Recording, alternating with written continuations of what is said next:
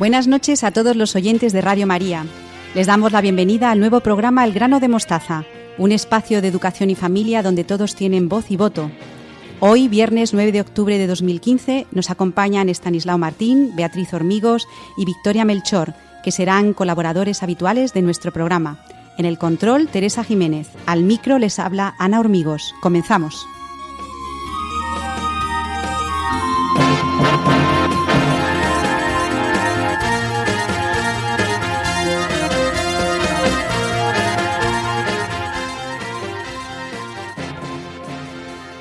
El programa El grano de mostaza nace de la inquietud de un grupo de educadores cristianos interpelados por la urgencia de la nueva evangelización. Tomamos la palabra educadores en un sentido amplio, teniendo en cuenta que el primer y único maestro bueno es nuestro Señor Jesucristo. Él mismo ejerció su labor pedagógica con las gentes que le seguían en Galilea y continúa hoy en día con la misma fuerza y atractivo. Para ello utilizó el recurso de las parábolas o comparaciones, que hacían más sencilla la comprensión de conceptos abstractos. Nosotros elegimos para nuestro programa la imagen insignificante del grano de mostaza.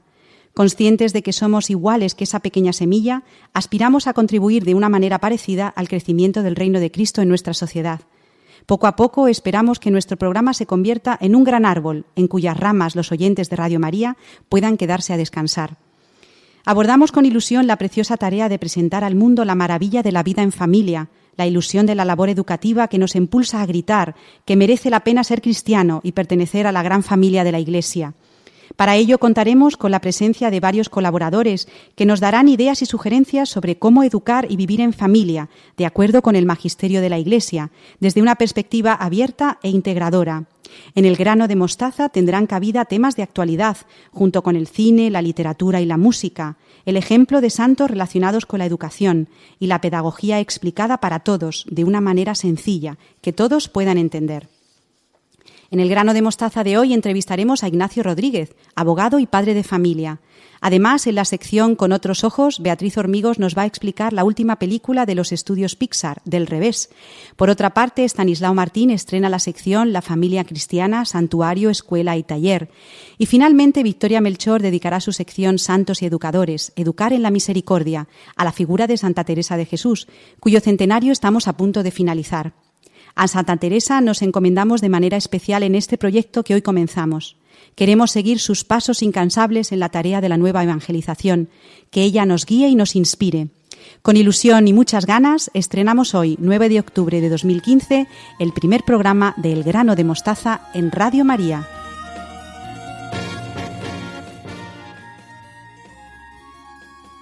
Queremos comenzar esta sección con una entrevista a Ignacio Rodríguez, Nacho para los que tenemos la suerte de conocerle. Buenas noches, Nacho. Buenas noches. Nacho es padre de familia numerosa y abogado. Además, es socio de la Asociación Católica de Propagandistas y es responsable de la Fraternidad de Laicos de la Conversión. En esta entrevista me va a ayudar Victoria Melchor, ya que conoce a Ignacio desde hace muchos años y han trabajado juntos en varias actividades apostólicas, como por ejemplo la JMJ del 2011 en Madrid. Así que, Victoria, te cedo el testigo. Gracias, Ana. Buenas noches, Nacho. Buenas noches. Visto, bueno, ¿qué tal? Bien, muy bien. Aquí estamos en familia. Para mí es siempre un placer hablar con Nacho, entrevistarle, trabajar con él, porque no solo nos une el trabajo, sino una amistad ya de muchos años. Yo quería que nos hablaras en esta noche principalmente sobre tu familia, sobre la labor de cómo educar a 3 hijos en la sociedad actual, qué valores consideráis los más oportunos para transmitir a vuestros hijos. Un poco eso. Si quieres comenzar contando cómo es tu familia, por quién está formada. Lo primero es presentar a mi familia a los oyentes para que se sitúen ante lo que podamos hablar después nosotros. Bueno, yo soy padre, como tú bien habéis dicho, de familia, soy esposo. Primero y fundamental, soy esposo de una magnífica y maravillosa mujer que se llama Maribí. Y con ella pues hemos tenido 3 hijos. La primera y más mayor es Miriam, que tiene 17 años. La segunda es Clara, que va a hacer 15 el 4 de octubre. Y el tercero, no por ello menos importante, es Rafael María, que tiene 8 años. Hago la acotación aquí porque también es significativo decirlo, que Rafael María tiene síndrome de Down pero es una magnífica y maravillosa persona y un encanto para todos los que lo conocen y vamos, aquí algunas de vosotros, creo que todas, pues habéis tenido oportunidad de recibir algún abrazo suyo de los que suele él dar. Muchos, sí. Yo diría, Nacho, que es la alegría personificada. Sí, Tu hijo Rafa, En casa también, aunque a veces hay que regañarle de vez en cuando porque si no perdemos el norte, ¿no? Ahora hablaremos después de lo que es la educación también en ese plano de la discapacidad. Bueno, pues... Sí. ¿Qué supone educar a 2 hijas adolescentes hoy en día, Nacho? Bueno, vamos a ver, la adolescencia es complicada, todos la hemos pasado, o sea, es como una cosa que se supera porque se pasa con la edad. Entonces, educar a los adolescentes siempre ha sido complejo, pero creo que hoy en día tenemos un campo mucho más minado, que es la sociedad, con la cual nosotros como cristianos, como católicos, navegamos muchas veces contracorriente. Nosotros en casa les ponemos encima de la mesa una serie de valores, les intentamos educar en virtudes. Gracias a Dios nosotros tenemos un colegio en Talavera, aquí, la Compañía de María, que prolonga lo que nosotros hacemos en casa. No todos tienen esa suerte, por desgracia, en España hoy en día. Pero sí que es cierto que cuando salen de ese pequeño oasis que pasa en su familia o de ese pequeño o gran oasis que pasa en el colegio, pues navegan en una sociedad en la que todos los mensajes que reciben pues son mensajes contracorriente de los que han recibido en casa y en el colegio. Entonces, claro, eso supone un esfuerzo añadido para lo que es la labor educadora de los padres. Bien es cierto que todo eso lo suplimos, en aquellas faltas y ausencias que podamos tener como padres, nos suplimos con la oración, y en aquello a lo que no llegamos nosotros, pues le pedimos ayuda al Señor y nos lo suple con creces. Pero es cierto que es complicado, sobre todo la adolescencia, que es una etapa de rebeldía, de autoafirmación de uno mismo, de buscar la identidad propia. Pues hoy en día a eso se añade todo lo que les van bombardeando desde la sociedad actual. Un pansexualismo atroz, una acomodación, un valor de comodidad brutal. Todo esto pues supone que el esfuerzo que tengamos que hacer para sacarlas adelante como educadores pues se nos ve agravado, ¿no? No quiere decir que sea más difícil que antes, quizás hace 100 años pues era igual de difícil educar a un adolescente, pero hoy en día pues yo creo que ese contravalor añadido pues lo tenemos encima de la mesa. Sí, es cierto todo lo que dices. Por tanto, ¿qué valores intentáis transmitir a vuestros hijos, a los 3? A los 3, fundamentalmente, en nuestra casa se les exige dar el máximo. Con lo cual yo creo que el valor principal que nosotros intentamos darles o que se les inculque, no me gusta esa palabra, pero bueno, es la que me sale en este momento, es el valor del esfuerzo personal. O sea, siempre les hemos dicho que para dar el máximo hay que exigirse a uno mismo el máximo. Ello apoyado pues en una generosidad, en una humildad, ser humildes, no creerse nunca el mejor, saber siempre que uno, considerándose humilde, puede llegar a ser lo más, pero siempre partiendo de la base de que el que más es el que más tiene que servir. Eso es lo que nosotros intentamos siempre, no tanto diciéndoselo, sino intentándoselo con nuestros muchísimos defectos que tenemos como padre y como madre, pero intentándoselo mostrar desde nuestro testimonio. Es decir, nosotros siempre les intentamos que vean en nosotros, aparte de 2 personas que se aman y se quieren como matrimonio, 2 personas que intentan siempre servir a los demás, en cualquier momento y en cualquier circunstancia, para que ellos vean que lo fundamental para llegar adelante en su vida se basa en el servicio. Todo eso añadido a lo que he dicho anteriormente del esfuerzo y de la exigencia máxima con uno mismo. Exigencia que no tiene por qué ser absolutamente, por así decirlo, irracional. O sea, siempre basada en una razón y en un criterio de esfuerzo personal, nada más que eso. Muy bien. Me ha llamado la atención y me gusta mucho que lo hayas dicho, que primero eres esposo de una mujer maravillosa, que lo es. ¿Qué importancia tiene para ti tu mujer? Mi mujer es importantísima en mi vida. O sea, vamos a ver. Yo no sé si seré bueno, grande, pequeño, regular, medio pensionista. Lo que sí que sé es que detrás de mí hay una magnífica mujer y gracias a ella salgo adelante en muchas ocasiones. No solo como padre, sino también como profesional. Porque mi mujer, por circunstancias 1000, pues está en casa todos los días. Es cierto que en casa hace muchísimas cosas que no tienen nada que ver con la labor de ama de casa, porque presta otros servicios y otras cosas que no viene al caso ahora contar aquí. Algún día, si queréis, que venga ella a contarlo. Pero no es el caso, ¿no? Entonces, esa labor que ella hace en casa, que yo no puedo estar por temas profesionales, pues obviamente es insustituible. Si ella no estuviera, nosotros tendríamos pues que probablemente contratar a alguien que supliera todo lo que hace ella. Y no estoy hablando, insisto, en temas de amas de casa, o sea, estoy hablando de labor educadora. Porque nosotros tenemos un tema añadido, ya lo he dicho al principio, que es Rafael, con el que hay que trabajar muchísimo todos los días. El profesorado del colegio hace un trabajo grande, importante, pero luego nosotros tenemos que hacer un apoyo en casa mucho mayor que el que hacíamos con sus hermanas, porque él necesita, pues tiene que trabajar todo el tema de logopedia, tiene que trabajar todo el tema de estimulación, tiene que aprender a leer aunque tiene 8 años, y ese trabajo requiere un esfuerzo que Mariví está haciendo de una manera encomiable, porque está haciendo fichas individuales para él, está haciendo un programa de lectoescritura específico con él. Todo ese trabajo, bueno, no sé si no hubiera tenido un niño con síndrome de Down podría decir lo mismo, pero quiero decir que habría dicho lo mismo, pero en este caso todavía con más valor añadido. Evidentemente, todo lo que aporta Rafa es bueno, pero no quita esfuerzo que hay que aportar con él también, para que él crezca como persona y para que crezca también intelectualmente. Tiene el desarrollo mucho más limitado que cualquier otra persona. Sí, yo te quería que comentaras también cómo ha cambiado, Rafa, vuestras vidas personalmente y a nivel de familia. Y también aquí se puede plantear, porque como es lo que está a la orden del día, habrá gente que se plantee y diga qué locura traer al mundo un hijo con síndrome de Down, con lo fácil que es deshacerse de él. Bueno, obviamente el mensaje de hoy en día es que el 96% de los niños a los que se diagnostica de forma anticipada al parto un síndrome de Down no nacen. Eso sí.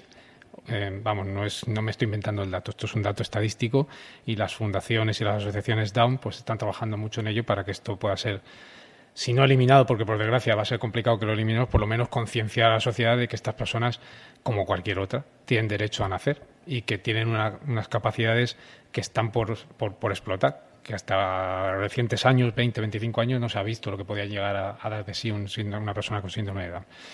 ¿Cómo ha cambiado Rafael nuestras vidas? Pues de una forma radical. Primero, porque no eres consciente de lo que supone la discapacidad en el mundo hasta que no encuentras una persona con discapacidad en tu entorno más cercano. Nosotros no nos hemos tenido que encontrar en el entorno más cercano, nos hemos encontrado en nuestra misma familia.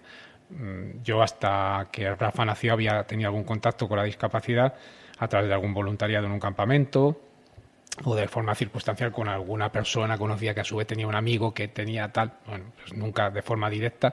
Yo os puedo garantizar que nunca había hablado con una persona con síndrome de Down, nunca. O sea, había tratado con ellos, pero hablar, lo que es hablar, tener un diálogo, tengo que tener con mi hijo todos los días. Sí, algunos preguntan, ¿pero se dialoga? Sí, se dialoga también con los síndromes de Down, sí, hablan, se expresan y se comunican. Sí. Bueno, pues hasta esta ocasión yo no he tenido oportunidad. Pero no solo hablo de mi primera persona, también puedo hablar de la familia.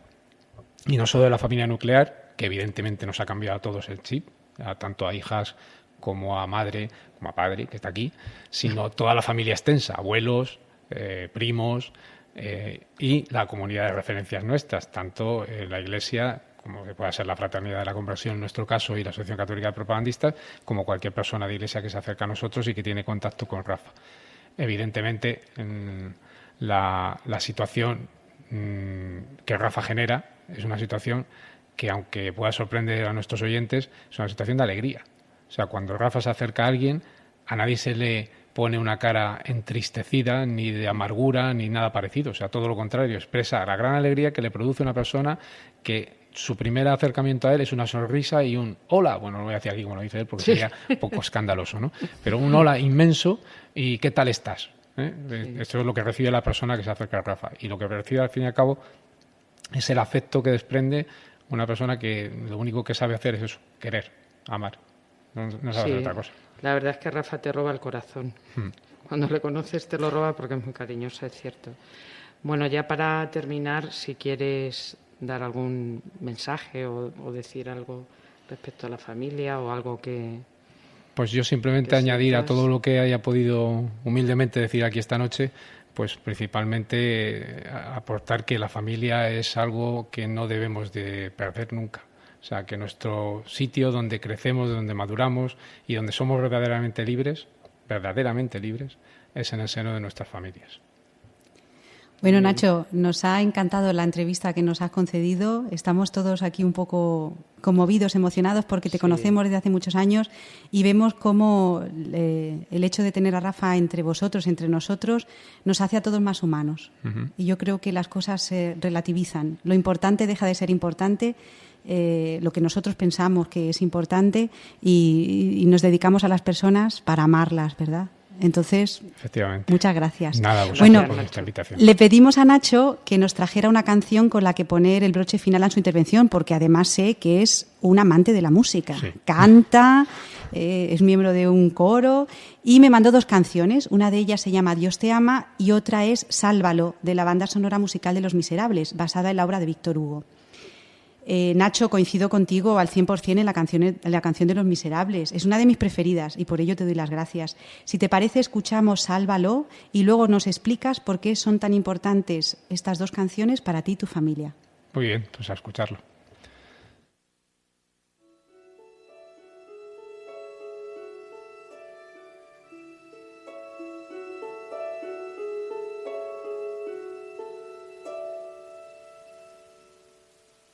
Oh Señor,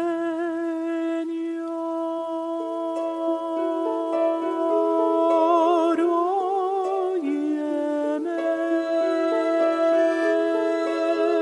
sé que tú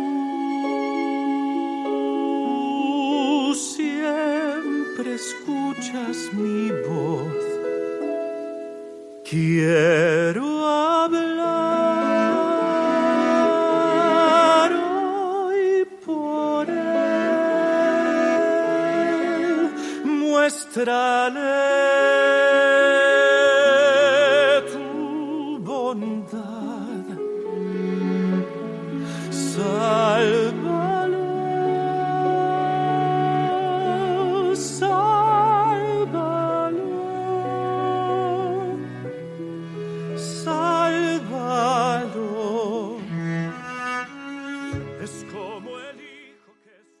Pues Nacho, acabamos de escuchar Sálvalo de la banda sonora de Los Miserables y si te parece nos explicas un poquito por qué es tan importante para ti y tu familia. Bueno, principalmente deciros que el musical de Los Miserables es absolutamente conocido por nuestra familia desde el primer al último, incluido Rafael, que se las canta a su manera todas las canciones del musical. Para nuestra familia es importante el musical de Los Miserables y la obra de Los Miserables en sí de Víctor Hugo por el mensaje de redención que tiene. Sobre todo esta canción de Sálvalo, para mí es una petición al Dios misericordioso para que esté pendiente no solo del físico de la persona por la que se está pidiendo el Sálvalo, sino también del alma de esa persona. Y bueno, es un mensaje de redención y de conversión el que traslada a Los Miserables a todos nosotros, absolutamente encomiable. Pues yo la verdad es que la he escuchado en inglés, pero el mensaje en español suena igual de bonito, igual de conmovedor. Así que muchas gracias, Nacho. Me alegro que os haya gustado. Gracias, Nacho. Nada. Muchas gracias. Pues hasta aquí la entrevista a Nacho. Gracias por tu testimonio y esperamos tenerte con nosotros asiduamente. Te lanzo este órdago, Nacho. ¿Vale? Lo recojo. Aquí tienes tu casa. Adiós. Adiós, buenas noches. En el grano de mostaza de esta noche tenemos la suerte de contar con la presencia de Estanislao Martín, en la sección La Familia Cristiana, Santuario, Escuela y Taller. Estanislao nació en Caleruela, Toledo, en 1955. Estudió magisterio en Toledo y después fue ampliando sus estudios siempre relacionados con la educación. Entre 1974 y 2015 se ha dedicado a la enseñanza, casi siempre al lado de su esposa María Teresa, maestra también como él. Le gusta la reflexión y el pensamiento, especialmente cuando se centran en el tema de la persona humana, y dice interesarle todo aquello que tenga que ver directamente con la educación y con la familia. Después de estas palabras, Estanislao, ¿cómo vas a comenzar tu sección dedicada a la familia cristiana? Muchas gracias, Ana. Pues bien, quiero que mis primeras palabras sean para saludar cordialmente a todos los radioyentes, especialmente a aquellos que se encuentren en situaciones de dificultad por enfermedad o por otras causas. Unos y otros, ellos y nosotros, mes tras mes, si Dios quiere, vamos a compartir este espacio de radio y aunque sea solamente una pequeña cuña de nuestro tiempo, compartir el tiempo es mucho compartir, porque el tiempo, nuestro tiempo, el tuyo, el mío, el nuestro, no es otra cosa que nuestra propia vida. El tiempo no es una cosa abstracta y escurridiza que no hay manera de atrapar y que se escapa sin remedio. Mi tiempo soy yo y del mismo modo tu tiempo eres tú. Esto se entiende bien con un razonamiento muy sencillo. Si nos preguntamos cuándo se nos acaba el tiempo, decimos que con la muerte. Y si nos preguntamos cuándo se nos acaba la vida en esta tierra, pues decimos lo mismo, con la muerte. Si para cada uno el fin de su tiempo es la muerte y el fin de su vida es la muerte, entonces es que el tiempo y la vida son lo mismo. Por eso cuando das tu tiempo, das tu vida. Cuando gastas tu tiempo, gastas tu vida. Cuando disfrutas de tu tiempo, estás disfrutando de tu vida, etc. Estamos haciendo pues algo importante, aunque sea pequeño como una semilla del grano de mostaza, ¿verdad? Y eso que es importante pues es compartir, poner en común un trocito de nuestras vidas a través de las ondas en este lugar de encuentro que está bajo la protección de la Virgen María. A ella quiero encomendar mis palabras, a ella encomiendo a nuestros oyentes y les pido lo propio, que nos encomienden también ante Nuestra Señora. Bendita sea. Me ha parecido que en este programa inicial podía estar bien explicar el nombre que he elegido para esta sección: la familia cristiana, santuario, escuela y taller. Creo que en este trío de rasgos se expresa de manera sintética lo que es y lo que está llamada a ser la familia cristiana. Pues vamos a explicar en primer lugar por qué llamamos a la familia santuario. Un santuario, si vamos al diccionario, pues veremos que es un lugar santo, un lugar sagrado donde se fomenta una devoción concreta, se venera una imagen o se custodia alguna reliquia sagrada de gran valor. No es necesario explicar mucho esto porque en España tenemos una gran abundancia de santuarios, especialmente los dedicados a fomentar la devoción a la Virgen María bajo advocaciones muy diversas. No es el momento, quizás sea un pequeño excurso que yo hago, me salgo un poquito del programa, pero sí que quiero aprovechar esto que acabo de decir, esto de los santuarios, sobre todo los dedicados a la Virgen, porque repasando el mapa y viendo que tenemos muchísimas advocaciones religiosas, me he dado cuenta de que nos falta una. No tenemos un santuario dedicado a la Inmaculada Concepción, que es la patrona de España. Tenemos santuarios para todas las patronas de todos los pueblos, de todas las ciudades, de comarcas, de regiones enteras, pero en cambio no tenemos un santuario nacional dedicado a la Inmaculada Concepción. Pero bueno, no hablamos de esto, ¿no? Volvamos a nuestro título. ¿De qué es santuario la familia? La familia es santuario de la vida humana. Decir que la familia es un santuario ni es una novedad ni es una expresión que yo me haya inventado, no es original mía. En el año 2001 los obispos españoles hicieron pública una importante instrucción pastoral sobre la familia, a la que le dieron este nombre precisamente: la familia, santuario de la vida y esperanza de la sociedad. Hablar de la familia como santuario tampoco es una licencia poética, una expresión más o menos lucida, que puede quedar bien cuando se oye, cuando se lee, sino que es una afirmación llena de verdad. Si nos atenemos a las palabras y nos fijamos en lo que quieren decir, pues hombre, ya se ha dicho lo que es un santuario. Si la familia es un santuario, el santuario de la vida, eso significa que la vida humana tiene carácter sagrado, es sagrada. En ella se custodia algo sagrado. El magisterio de los papas, desde Pío XII en adelante y sobre todo con San Juan Pablo II, han insistido una y otra vez en el carácter sagrado de la vida humana, utilizando además estos términos. Aunque no haría falta ir al magisterio. Lo reconoce el propio Juan Pablo II. En la encíclica Evangelium Vitae, al comienzo de la carta, en el punto 2, reconoce que el valor sagrado de la vida humana es algo que puede descubrirse a la luz natural de la razón, aunque no sin el auxilio de la gracia. Textualmente lo que dice es esto: todo hombre abierto sinceramente a la verdad y al bien, aun entre dificultades e incertidumbres, con la luz de la razón y no sin el influjo secreto de la gracia, puede llegar a descubrir en la ley natural escrita en su corazón el valor sagrado de la vida humana desde su inicio hasta su término. A este propósito, a mí me gusta citar a Séneca, lo he hecho varias veces, porque es un filósofo que sin ser cristiano lo afirmaba con una expresión que ha quedado también para la posteridad: homo sacra res homini, el hombre es cosa sagrada para el hombre. Así pues, tenemos que la familia es un pequeño gran santuario de la vida, pequeño por su carácter doméstico, no público, por sus dimensiones, por el número de personas, grande, enormemente grande por su valor.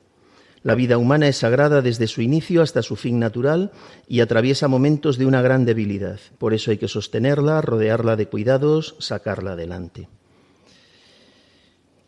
En segundo lugar, el título de esta sección lleva por rasgo que la familia es escuela.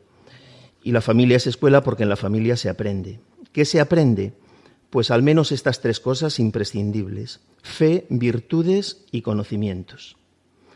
En la familia se aprende a vivir la fe. De esto tenemos amplísima experiencia. Se suele decir que la fe comienza entrando en la persona mezclada con la leche materna. Se aprende a rezar, se reciben las primeras y más importantes catequesis, se habla de Dios con naturalidad y sobre todo se aprende la piedad, que es la virtud por la cual damos a los que están sobre nosotros el trato que merecen. Hay una piedad filial para con nuestros padres, 4º mandamiento, y una piedad filial para con Dios.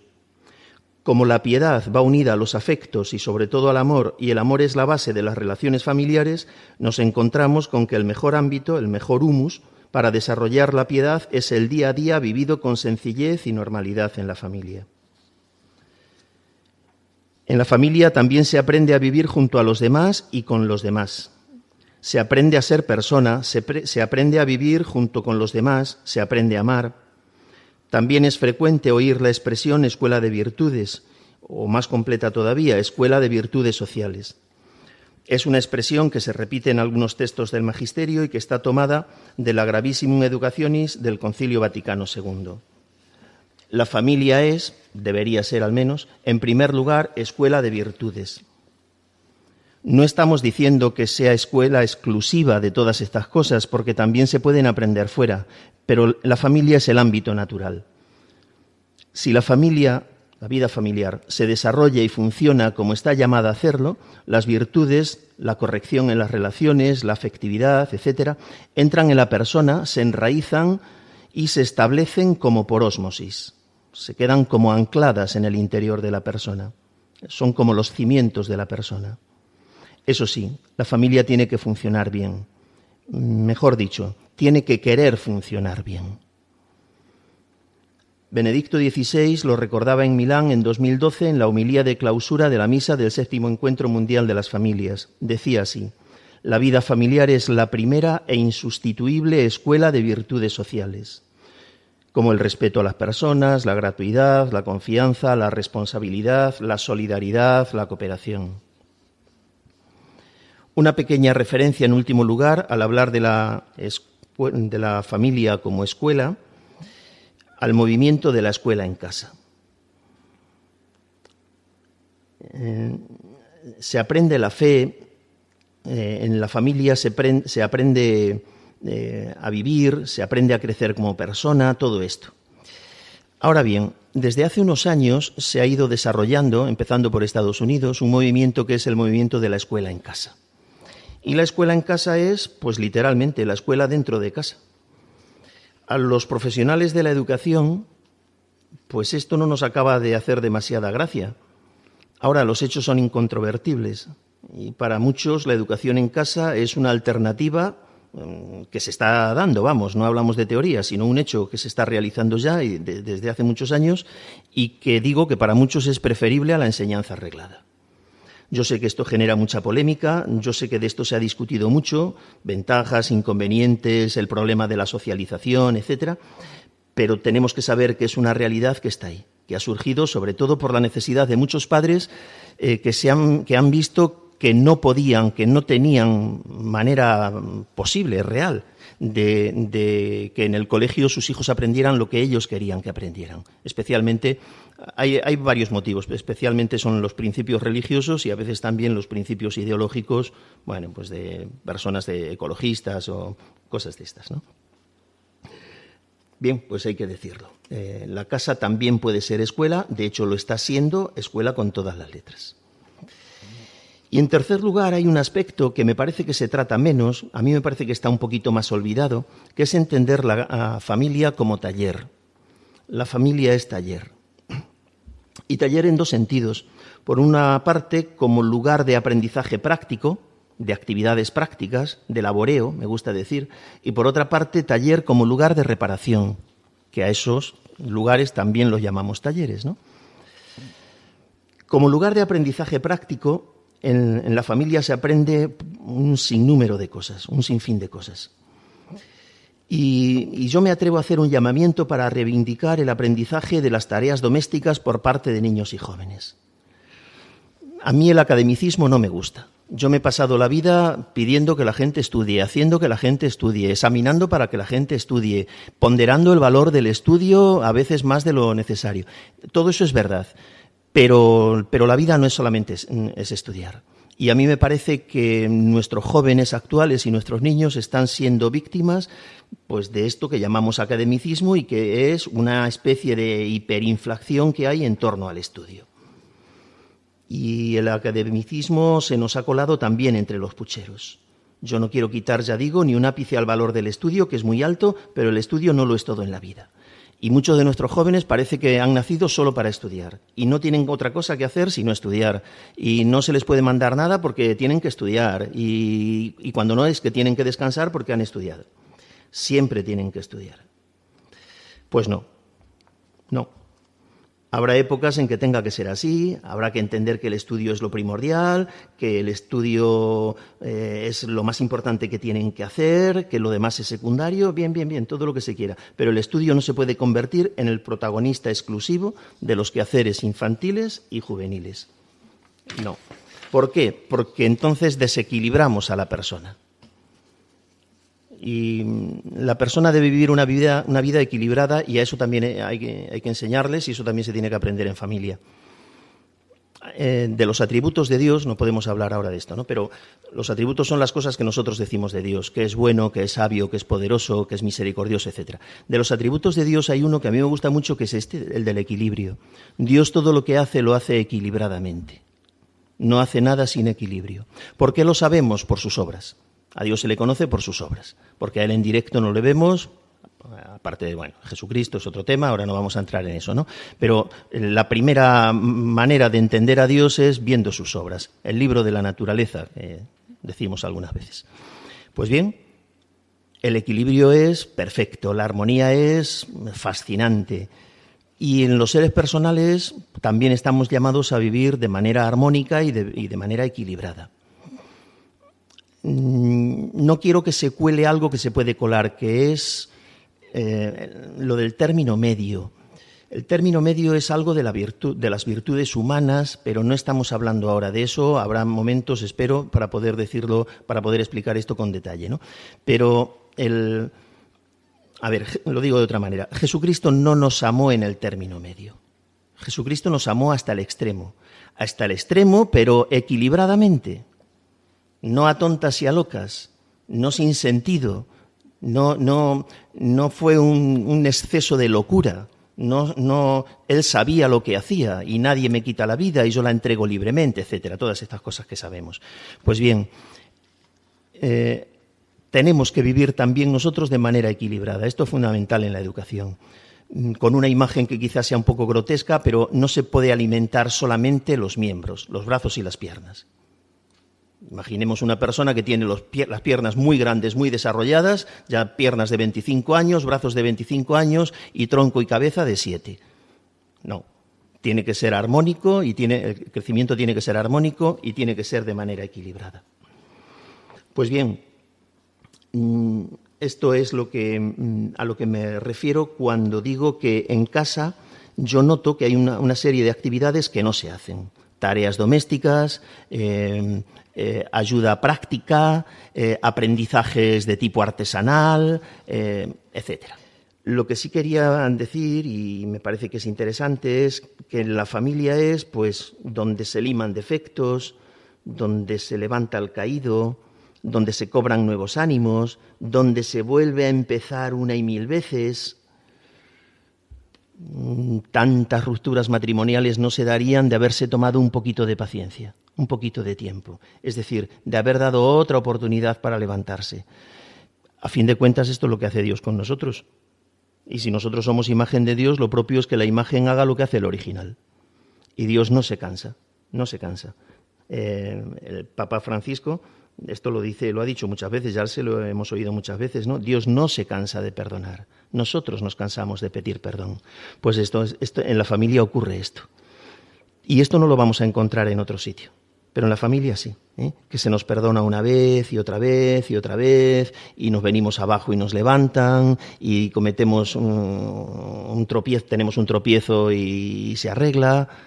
Muy bien. Pues muchas gracias, Estanislao, por esta preciosa sección que esperamos continúes el mes que viene. Si algún oyente de Radio María quisiera la sección en formato de texto, nos pueden escribir un mail a la dirección elgranodemostaza, todo junto y en minúsculas, @radiomaria.es. Repito, elgranodemostaza @radiomaria.es. Con estas ideas, Estanislao, tendremos suficiente para reflexionar hasta el próximo programa. Adiós. Muy bien, muchas gracias. Adiós. Hasta el próximo programa.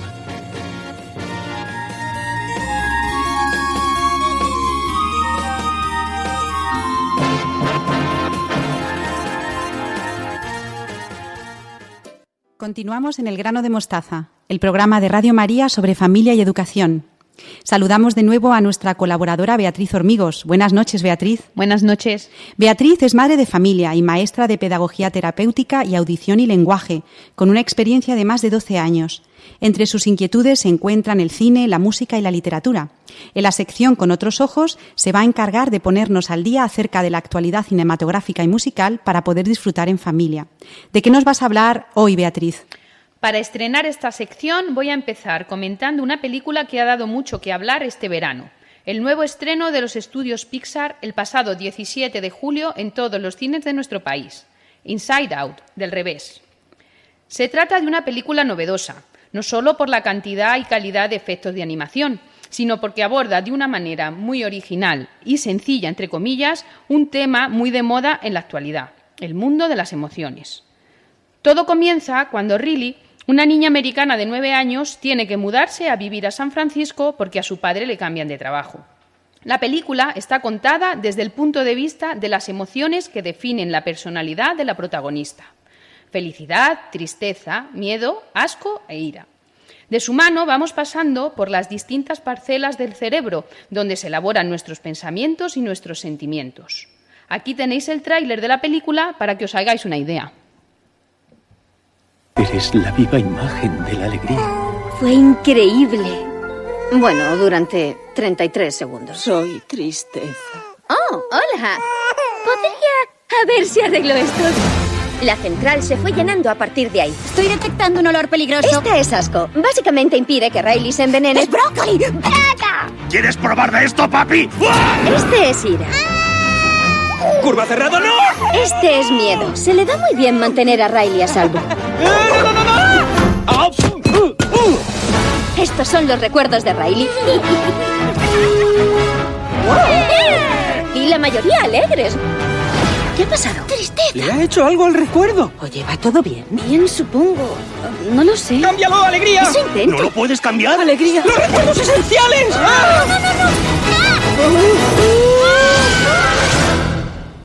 Acompañados de felicidad y tristeza, viajamos por la memoria, donde los recuerdos están representados por esferas brillantes que se iluminan del color de la emoción que las originó.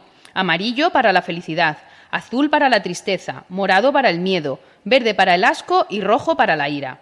También nos adentramos en el pensamiento lógico y abstracto, los miedos y las pesadillas. Podemos ver cómo se construyen los sueños. Y poco a poco vamos entendiendo cómo funcionan todas esas estructuras mentales tan difíciles de imaginar. Es una buena película para ver en familia, porque nos enseña tanto a grandes como a pequeños que lo importante en la vida no es ser o estar siempre feliz, que las demás emociones, aunque a priori parezcan negativas, son necesarias para un desarrollo equilibrado y que cada una realiza una función fundamental en el forjado de la personalidad. También me gustaría destacar la importancia que se da a la unidad familiar. Cuando parece que todo se desmorona en el universo de Riley, lo que le hace reaccionar y volver a ser feliz no son los amigos, el éxito en el deporte o la popularidad en el colegio. Para ella lo más importante es el apoyo y la comprensión de los padres. Y cómo estamos en el año de la misericordia, destacar la importancia del perdón. Beatriz, muy interesante lo que nos has dicho. ¿Qué es lo que más te ha llamado de la atención de la película? Porque creo que va dirigida especialmente para niños, pero hay algún que otro guiño para los adultos también. Sí, una de las cosas que más me gustó es que también se ven representadas las emociones de los padres de la protagonista. De esta manera, los niños intuyen que en la cabeza de sus padres y de sus mayores están las mismas emociones que en las suyas. Dichas emociones estaban caracterizadas como los rasgos físicos de sus progenitores, las del padre con bigote, las de la madre con gafas. Nuestros hijos nos pueden comprender un poquito más, por ejemplo, cuando nos enfadamos y se enciende la ira en nosotros, o cuando estamos tristes y todo lo vemos de color azul. Por lo tanto, recomiendo a todo el mundo que se acerque a los cines a ver, a disfrutar y a aprender con esta película. Muchas gracias y hasta el mes que viene. Muchas gracias, Beatriz. Iremos a ver la película con los más pequeños. Qué interesante reflexionar sobre las emociones. Hasta el próximo programa.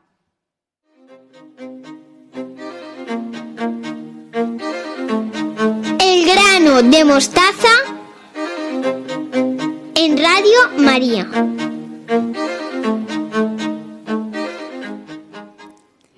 El grano de mostaza quiere destacar la importancia de los santos en el mundo de la educación.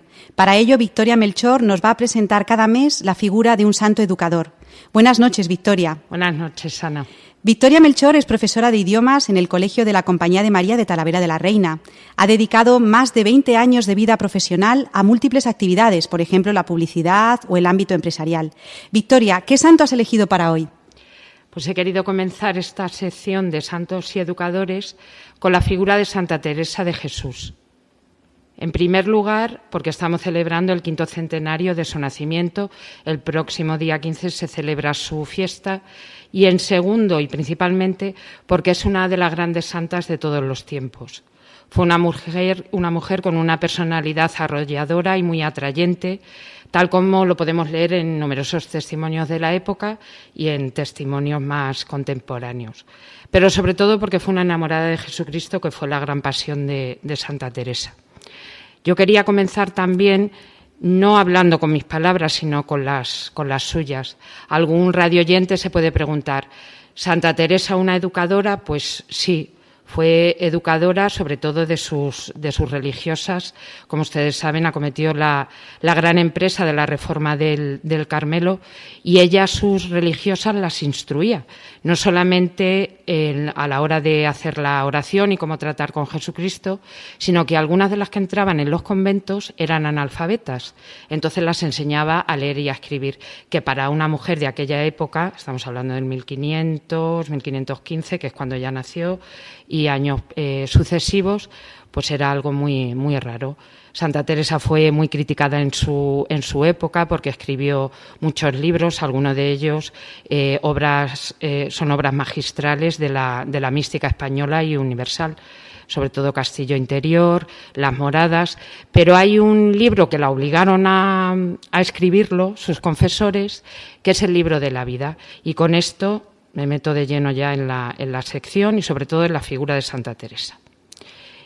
El capítulo se enuncia así, en que trata cómo comenzó el Señor a despertar esta alma en su niñez a cosas virtuosas y la ayuda que para esto serlo los padres, que para esto eran los padres. Por eso he querido comenzar también con Santa Teresa, por la importancia que en ella tuvo la vida familiar y sobre todo el ejemplo que le dieron los padres. No solo, como luego veremos, a la hora de hacerla una gran erudita, porque en la familia y en la casa de Santa Teresa se leía muchísimo, sino cómo la formaron en las virtudes, como anteriormente ha comentado Estanislao. Dice la santa: el tener padres virtuosos y temerosos de Dios me bastara, si yo no fuera tan ruin con lo que el Señor me favorecía para ser buena. Aquí comienza a hablar de la figura del padre. Era mi padre aficionado a leer buenos libros y así los tenía de romance para que leyesen sus hijos. Esto, con el cuidado que mi madre tenía de hacernos rezar y ponernos en ser devotos de Nuestra Señora y de algunos santos, comenzó a despertarme de edad, a mi parecer, de 6 o 7 años. Ayudábame no ver en mis padres favor, sino para la virtud, que tenía muchas. O sea, Santa Teresa ya está hablando del modelo que fueron para ella sus padres y del ejemplo. No simplemente, como dice, de los libros, que el padre era un gran aficionado y el padre pues leía Séneca, Boecio, había libros en su casa de caballería, poemarios, libros de las vidas de los santos, que también eran muy frecuentes en aquella época, sino como a través de la madre, que realmente fue la que le introduje los libros de caballería, pero como la madre también les educaba en la virtud y les enseñaba las oraciones de la Virgen y a ponerse bajo la vocación de los santos. Era mi padre hombre de mucha caridad con los pobres y piedad con los enfermos y aun con los criados, tanta que jamás se pudo acabar con él tuviese esclavos, porque los había gran piedad. Y estando una vez en casa de su hermano, perdonen el lenguaje, pero es que es el lenguaje típico con el que escribía la santa, la regalaba como a sus hijos. Decía que de que no era libre no lo podía sufrir de piedad. Era de gran verdad. Jamás nadie le vio jurar ni murmurar. Muy honesto en gran manera. Lo que quiere decir Santa Teresa que su padre era un hombre que tenía muchísima caridad con los pobres, con los enfermos, pero también con los criados, que es todo, tenemos que trasladar a aquella época. El trato que tenían evidentemente no es el mismo que se tiene en la actualidad, y el padre no podía verlos sufrir ni tratarlos como si de esclavos se tratara. Me llamó mucho la atención cuando lo leí que era un hombre de gran verdad. Qué importante es la verdad, y educar en la verdad a la familia y a los hijos principalmente, en la verdad y en la honestidad. Mi madre también tenía muchas virtudes y pasó la vida con grandes enfermedades.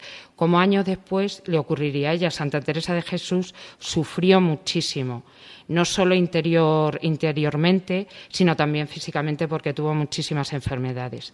Grandísima honestidad. Con ser de harta hermosura, jamás se entendió que diese ocasión a que ella hacía caso de ella, porque con morir de 33 años ya su traje era como de persona de mucha edad.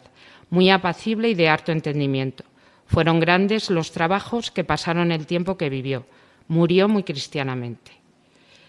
Sí que es cierto que la madre la introdujo en estos libros de caballería, pero que era una lectura muy habitual. Muy habitual. No tenemos que entenderlo como una lectura falta de piedad, sino que era la literatura que había en la época. Entonces a la madre le gustaba. Es curioso e incluso es gracioso, si se lee en el libro de la vida, ver cómo la santa dice que ella se escondía para leerlo, porque a su padre no le gustaba mucho este tipo de lectura. Y luego la santa achaca a sus devaneos, su medio falta de piedad posterior a la lectura de estos libros. Pero, sin embargo, ella hace mucho hincapié a lo largo de toda su vida sobre la lectura, sobre esa práctica que los padres les enseñaron y que para ella fue de muchísima importancia, porque la hizo primero letrada en las cosas humanas, pero también a ella le sirvió para poner por escrito y dar su testimonio de toda esa riqueza interior y que el Señor la tenía preparada para ella. También es muy curioso cómo con la lectura de esos libros, pues la santa, que tenía un temperamento muy, muy inquieto y, como ella decía, una imaginación que es la loca de la casa, pues a través de esas lecturas ella quería ser mártir como los protagonistas de los libros que leía. O, por ejemplo, cuando tuvo que comunicar a su padre la vocación, fue animada por unos libros, unas epístolas de San Jerónimo que leyó. También ella atribuye su conversión, entre comillas, a la lectura de las confesiones de San Agustín y a la subida del monte Sión de Laredo como el mentor espiritual. Intenta transmitir a través de los libros, que son de una gran riqueza literaria y sobre todo de una profundidad mística tremenda, intenta transmitir todo esto. Tiene un carácter comunicativo arrollador. ¿Por qué? Porque Santa Teresa lo que hizo fue que no utilizó un lenguaje subido de tono, sino que utilizó el lenguaje llano, el del vulgo, el que podía entender y utilizar todo el mundo. Por tanto, son libros, principalmente el libro de la vida, un libro muy práctico y muy sencillo. Es sobre las virtudes y que lo pudo entender cualquier persona que supiera leer. Por tanto, Santa Teresa es una educadora. principalmente en la fe, pero luego también ella intentaba sacar lo bueno que había en cada persona. Podemos decir que Santa Teresa es una gran educadora en la pedagogía y en el conocimiento de la persona humana. Para terminar, porque no me quiero pasar de tiempo ni enrollar mucho, quiero comentar una curiosidad que, buscando datos sobre Santa Teresa y sobre su obra, he encontrado un cuadro que se titula La educación de Santa Teresa, y es una representación muy poco habitual de la santa, pictóricamente, porque normalmente se la representa o con una pluma en la mano, o con la paloma, o como cualquier otro santo fundador o reformador, con los libros de las Constituciones en las manos. Y es un cuadro que se conserva actualmente en el Museo del Prado de Madrid. Cualquier oyente se puede acercar a verlo. Forma parte de una serie de pinturas de Juan García de Miranda y están dedicadas a la vida de Santa Teresa. Y este momento es una escena casera que puede reflejar perfectamente el ambiente que se vivió en el hogar de Santa Teresa durante la infancia. Y están con la madre, están leyendo, están bordando. Debía ser como el momento habitual de cada día de la lectura, de la hora de hacer las labores. Y lo curioso es que Santa Teresa tiene el libro en la mano y las demás mujeres están cosiendo. Pues si te parece, Victoria, podríamos terminar tu sección de hoy con un poema de Santa Teresa de Jesús, titulado Vivo sin vivir en mí. Pues con todo cariño para los oyentes de Radio María. Gracias, Victoria. Muchas gracias a ti, Ana.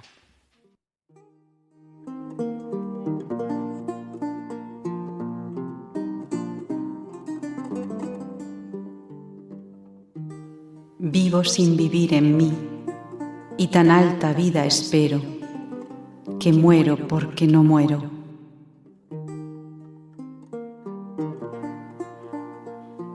Vivo ya fuera de mí, después que muero de amor, porque vivo en el Señor, que me quiso para sí. Cuando el corazón le di, puso en mí este letrero, que muero porque no muero.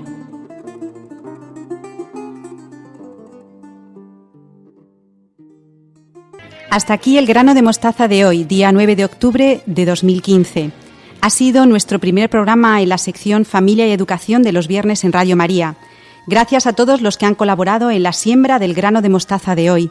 A Nacho Rodríguez, Beatriz Hormigos, Estanislao Martín, Victoria Melchor y a Teresa Jiménez. Aquellos oyentes de Radio María que quieran mandarnos sus sugerencias, dudas o peticiones pueden hacerlo escribiendo un mail a la dirección del programa elgranodemostaza@radiomaria.es. Quisiera despedir el grano de mostaza de este viernes 9 de octubre con unas palabras que el Santo Padre Francisco pronunció en La Habana el 17 de septiembre pasado, con motivo de su visita apostólica a Cuba. Dijo así: «Es lindo tener un corazón como el de Jesús para saber amar como Él, perdonar, dar esperanza, acompañar. Quiero estar entre ustedes como misionero de la misericordia, de la ternura. Pero permítame que los anime también a que a ustedes sean misioneros de ese amor infinito de Dios. Que a nadie le falte el testimonio de nuestra fe, de nuestro amor. Que todo el mundo sepa que Dios siempre perdona, que Dios siempre está a nuestro lado, que Dios nos quiere». Con estas preciosas palabras nos despedimos hasta el mes que viene en el programa El grano de mostaza de Radio María. Les ha hablado Ana Hormigos. Muchas gracias por seguirnos en Radio María.